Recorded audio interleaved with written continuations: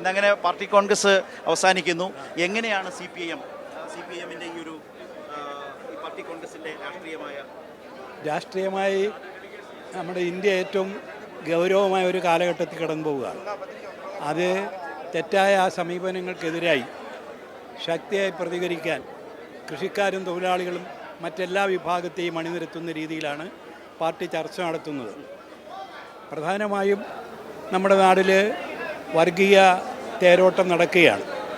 അപ്പം അതിനനുസരിച്ചുള്ള നിയമനിർമ്മാണങ്ങളും ആക്രമണങ്ങളും മർദ്ദനങ്ങളും നടന്നുകൊണ്ടിരിക്കുന്നു.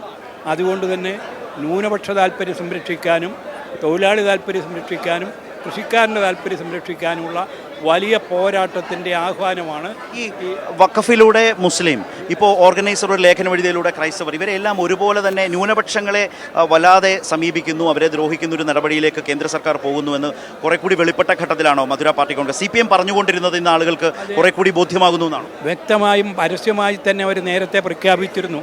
ഫാസിസ്റ്റുകൾ പ്രഖ്യാപിച്ചിരുന്ന ഒരു മുദ്രാവാക്യമുണ്ട്: മുസ്ലിമാണ് പ്രധാന ശത്രു, ക്രിസ്ത്യാനി രണ്ടാമത്, പിന്നെ കമ്മ്യൂണിസ്റ്റ് എന്നാണ്. അത് കൃത്യമായി തന്നെ ഇപ്പോൾ അവർ നടപ്പാക്കിക്കൊണ്ടിരിക്കുകയാണ്. പള്ളികൾ തകർക്കുന്നു, വിശ്വാസികളെ തകർക്കുന്നു.